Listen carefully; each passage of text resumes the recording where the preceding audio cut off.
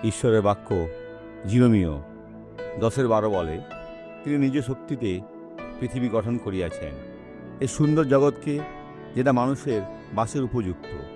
নিজ জ্ঞানে জগৎ স্থাপন করিয়াছেন, আকাশমণ্ডল বিস্তার করিয়াছেন। নিজ বুদ্ধিতে প্রত্যেককে পাপ করছে, আর আমরা মূল্য প্রদান করেছি। আমরা আজও সেটা দিয়ে চলেছি। আর যারা সেটা মানতে চায় না যে ঈশ্বরের বাক্যে ফিরতে হবে, নতুবা তারা চিরকালের ন্যায় হারিয়ে যাবে, আমার ভাই, বড় ক্ষতি হবে। মাথা উঁচু করুন আর বিশ্বাস করুন, কারণ ঈশ্বর আপনার সহবর্তী, আর ঈশ্বর আপনার জীবনকে জয়ী করবেন। এই সাক্ষ্যটা দেখুন।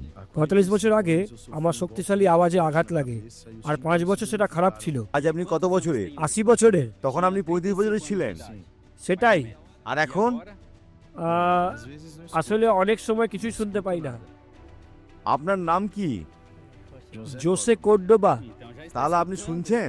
ঈশ্বরের গৌরব। আসুন প্রার্থনা করি। পিতা, প্রত্যেকের জন্য প্রার্থনা করি। ঈশ্বর এখন যুদ্ধে প্রবেশ করছে, যে এই প্রলোভনকারীকে জীবন থেকে বাইর করে দিই। প্রলোভনের আত্মা এই ব্যক্তিকে ছেড়ে দাও, আর ফিরে আসবে না। ইহা একটি আজ্ঞা, যা অসুস্থতা, আপনার যন্ত্রণা, আপনার সমস্যা, আপনার প্রলোভনকে নিয়ে যাবে। যিশুর নামে আমেন।